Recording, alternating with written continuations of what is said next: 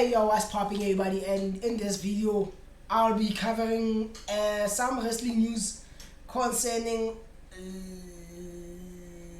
Ludwig Kaiser. Yeah, not El Grande, not El Grande, Ludwig Kaiser, bro. So apparently WWE superstar Ludwig Kaiser has been arrested for serious charges. So I'm gonna get into this video. Before getting into it, I wanna look at this first. According to Wrestle Talk, new details on arrest of WWE star Ludwig Kaiser, El Grande Americano. It's not El Grande. Pleads not guilty. Okay, wait. I wanna know what happened before I get into that video. So new details have now emerged regarding the arrest of WWE star Ludwig Kaiser, also known as El Grande Americano. Falsely known, dude. That's not El Grande, bro. Kaiser, real name Marcel Bartel, was booked in Orange County, Florida, yesterday at 2:37 p.m. yesterday, May 2026, and was bailed out for how much is this? $1,000 at 11:20 p.m.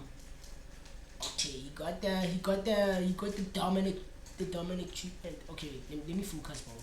So apparently it says he was arrested on battery charges with arrest documents now revealing more details on the allegations against him.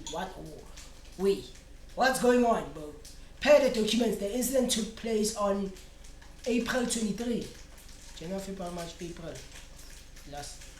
May, which is last month. On the wait.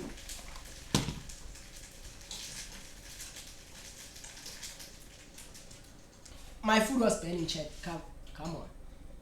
Gotta think for me. My food was burning. So he was arrested for battery charges with arrest documents now revealing more details on the allegations against him. So I wanna know what actually happened. So this happened on the April 23 on the 12th floor of an apartment building in Orlando. Okay, so the accuser claims that around 6:30 p.m. he entered an elevator when Bartel and a woman also entered the elevator.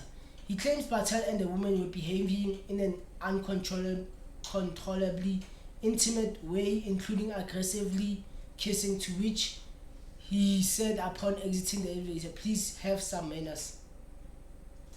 Then he claims that Bartel punched him multiple times, pushed him to the ground, and threatened further violence. Oh my god. The officer writing the statement said he identified a scratch on the back of the accuser's hand consistent with a physical altercation. Police are said to have reviewed video footage of the incident, which led them to identifying Bartel as a possible suspect as he matched the description they observed. The accuser then identified Bartel from a lineup of possible suspects. Bartel turned himself in yesterday and reportedly flew back to the USA from Mexico to do so. So when he found out about the arrest warrant, he has pleaded not guilty and has waived his rights to appeal for his arraignment. Damn. Okay, wait. Okay, so let's get into this. I don't know what's going on with El Grande, bro, but yeah, that's kind of weird, bro. But it is WrestleMania here. Back with some more news. Join us now as we look at the wildest news stories and rumors you need to know, including WWE star Ludwig Kaiser arrested on a serious charge. Is he in big trouble? A WWE legend is all elite. A WWE star roasts viral trolls. A former Nexus member officially preparing to retire. MJF calls out WWE for sabotage. Jim Ross shares concerning health update. A legend wrestler passes away at 79, and much more. Be sure to subscribe and hit that notification bell for daily wrestling videos, and follow us on Facebook for exclusive lists. And now let's see the intro and get straight into our first story.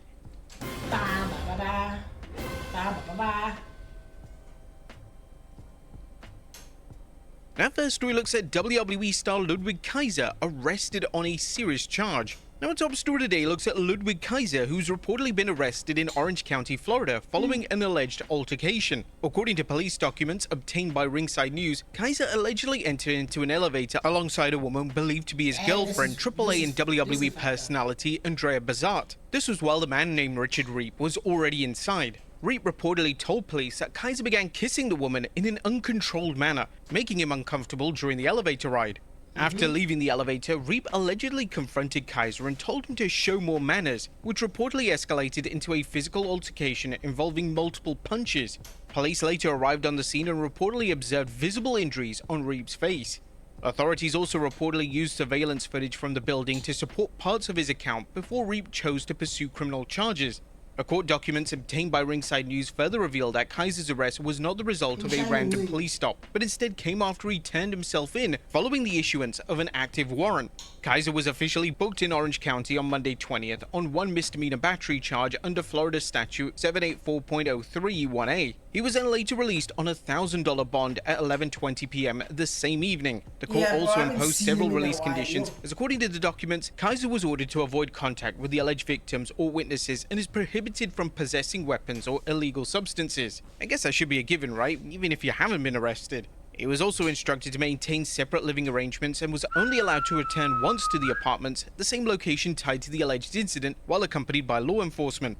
So, is he in big trouble with WWE? Yeah, definitely. Rather than quietly pursuing a plea deal, Ludwig Kaiser has now gone on the legal offensive following his recent arrest in Florida. Court records filed on May 21st show that Kaiser, whose real name is Marcel Barthel, has officially entered a written plea of not guilty whilst also waiving his arraignment hearing, allowing him to avoid an initial court appearance.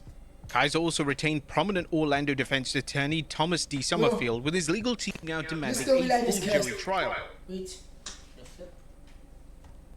According to the filings, the defense has additionally submitted a formal notice of intent jury trial. According to the filings, the defense has additionally submitted a formal notice of intent to participate in discovery, legally requiring prosecutors to hand over all evidence connected to the case. That reportedly includes unedited surveillance footage from the building, police reports, photo lineup records, and documentation related to the alleged victims' injuries. However, the biggest immediate issue may not be the case itself, but Kaiser's travel status. With his WWE schedule requiring constant travel, as well as Kaiser headlining the AAA event Noche de los Grandes, where he's set to take on the original El Grande Americano in a mask versus mask match, Kaiser's attorneys are now requesting permission for both out-of-state and international travel while the case remains active. In those court documents obtained by Ringside News, the defense even argued that restricting his travel could directly threaten his employment with WWE. Mr. Barthel is an international performer who is required to travel throughout the United States and around the world to remain employed. The filing also argues that he possesses no flight risk or danger to the public. Mr. Barthel has no prior criminal history anywhere in the world and is not a danger to others. Now, the timing of this situation couldn't be any worse, as Kaiser right now is receiving one of his biggest pushes of his WWE career under the El Grande Americano storyline. That means that if he's not able to travel and he's restricted by the courts, then the mask versus mask match may be off entirely. As of right now, WWE management has not publicly commented on the arrest or announced any suspension. According to PW Insider, company officials are currently... Let me say something. I think if this might be the case, if this is the case, bro, like, I think we're looking at the storyline being completely, like, written off. Like, I could see WWE doing that. And then I could see, like, Ludwig Kaiser getting released released maybe in the next couple of months or maybe next couple of days, bro. You just never know. One thing I know about WWE, bro, they don't like bad rap, you know. But viewing the situation as an isolated misdemeanor incident, while Fightful reports that creative plans for the Mexico match remains unchanged. For now, the biggest question is whether a Florida judge approves his emergency travel request in time for WWE's upcoming international event. Next up, a WWE legend is All Elite. Mick Foley is officially headed to All Elite Wrestling just days after reports revealed that the company had serious interest in bringing the wrestling legend in. Tony Khan announced that Foley will join Renee Paquette as co-host of the buy-in pre-show ahead of Sunday's AEW Double or Nothing. The new co-hosts are Renee Paquette and Mick Foley. Foley's coming back to TBS, where he ran wild as Cactus Jack. But right now, there's still no confirmation on whether this is a one-time appearance or the beginning of a larger role with AEW. However, Sports Illustrated previously reported that AEW's interest in Foley is believed to be strictly non-wrestling, with the company viewing him as an on-screen personality host and ambassador rather than an active performer. Foley later reacted publicly to the announcement himself, saying, "I'm extremely happy to be making my debut with AEW, joining Renee Paquette on the Double or Nothing pre-show. Look forward to seeing Tony Khan for the first time in many years. We had lunch 15 years ago, meeting up with AEW's amazing roster." Foley's AEW appearance became possible after he chose not to renew his WWE Legends contract, which is reportedly set to expire in June of 2026. Foley has previously stated that he decided to distance himself from WWE due to disagreements with the company's political associations. Foley's arrival could also reignite recent tension with MJF, who recently mocked the legend on social media by calling him fat and ugly. Next up, a WWE star roasts vile trolls. Last week, Piper Niven revealed that she underwent serious anterior discectomy neck surgery in California after battling through what she described as an exhausting 8-month physical and emotional struggle. But instead of support, one troll mocked her appearance online by comparing it to the newly debuted Mason Rook, posting, "It's nice to see that Piper Niven got a haircut and is back on TV." And Niven immediately fired back with a brutal response that quickly spread online. "The freaking balls on you, mate. If Mason Rook and me are even somewhat related, then you're our weird uncle. You look like an inflamed toenail, and you probably smell like one to boot." She then jokingly brought Rook into the exchange as well, saying, "I'll hold him down and you said in about his ribs. Go on, lad."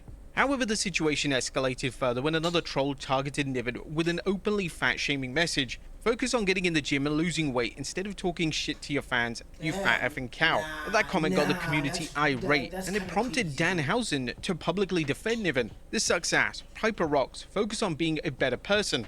The exchange didn't even stop there, as another fan then tried to take a shot at Danhausen himself by mocking his wrestling career and comparing him to R-Truth.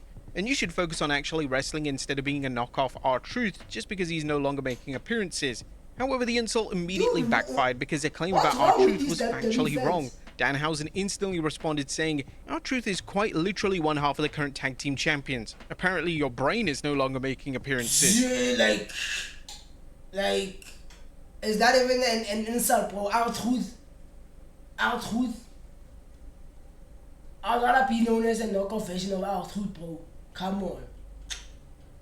The entire situation once again highlighted how quickly wrestling discourse online can shift from passionate fan discussion into outright personal harassment. And the guy didn't last long on Twitter, as he was suspended right after. Next up, a former Nexus member officially preparing to retire. Michael Tarver, best remembered by WWE fans as one of the original members of the Nexus, is now officially preparing to retire from pro wrestling. He was part of one of WWE's most shocking moments, where the Nexus invaded the June... Okay, wait. Not that I'm being mean, but wait.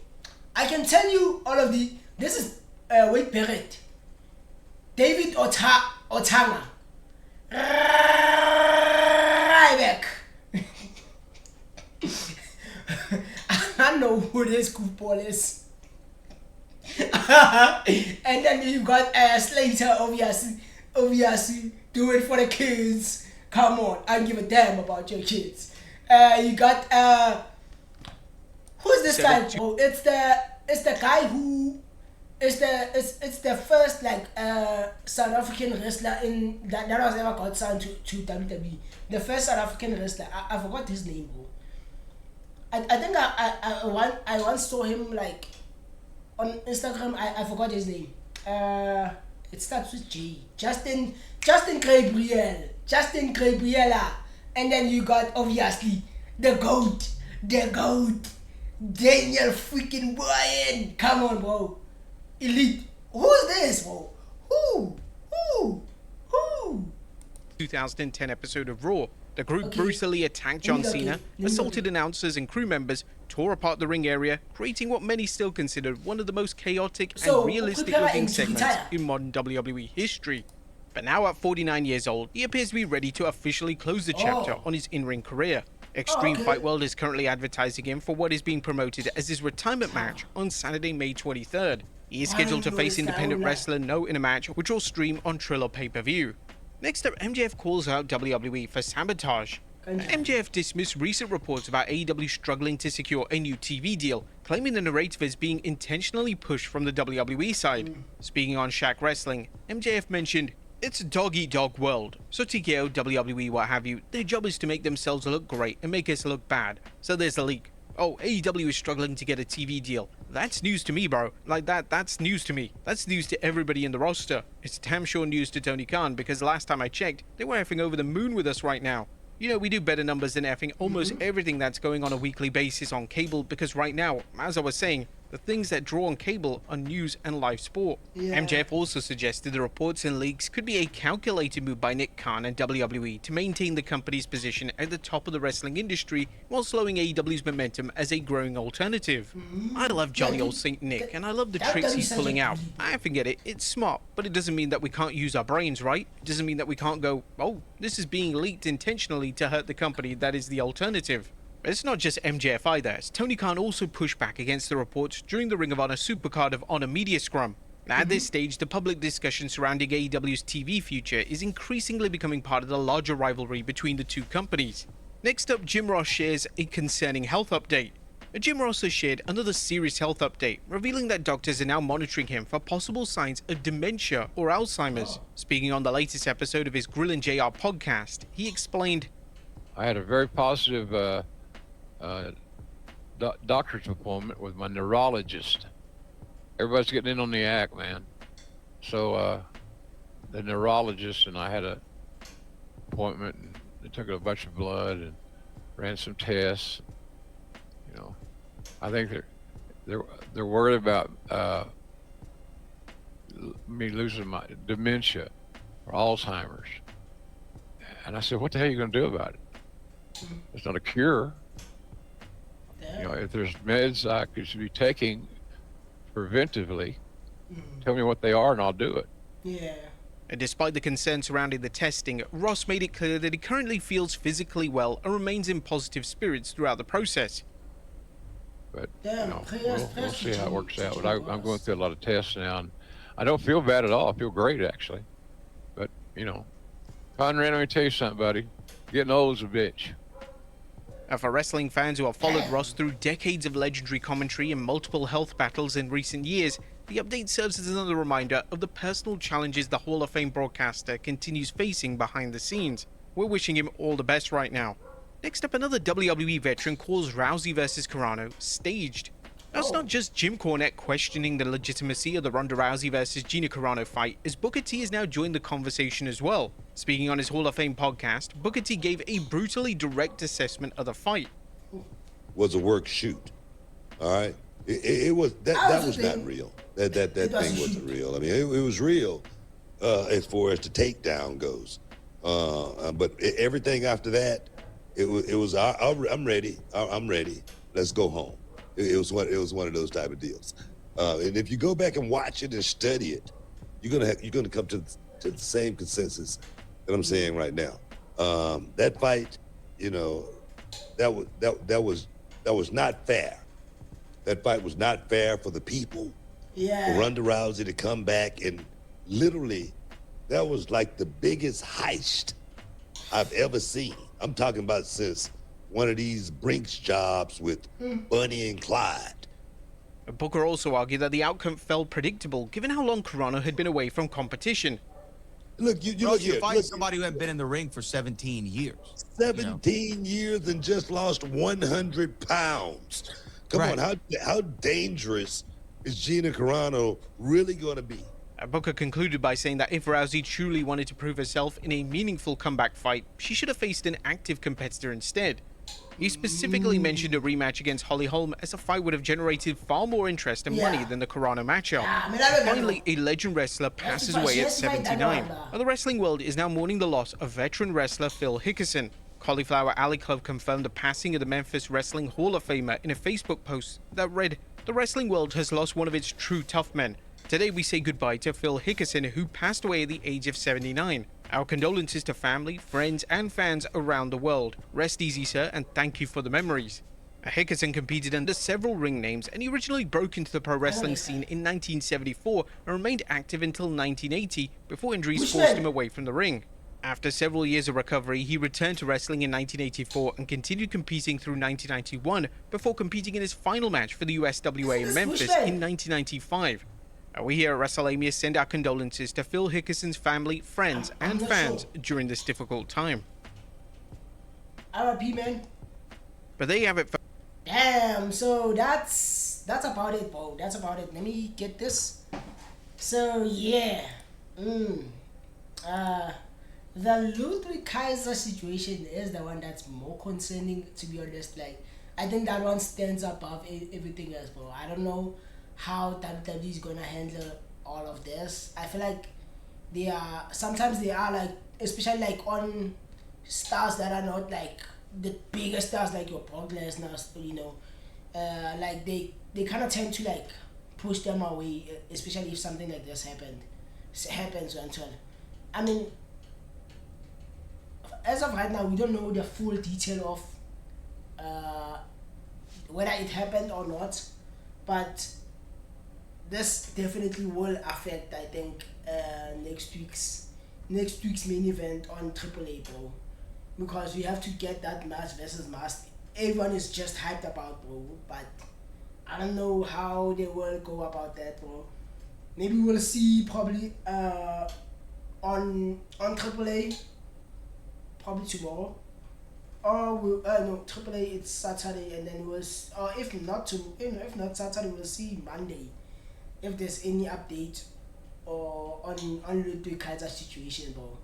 But anyways, I hope you guys like this type of video. I know it's like it's a weird subject, especially this one, like, but I hope y'all liked my thoughts and, you know, giving us some wrestling news for once, you know. But anyways, gang, I hope y'all have a good one, and I'm gonna see y'all in the next episode of the 2K My Universe or the 2K My Rise.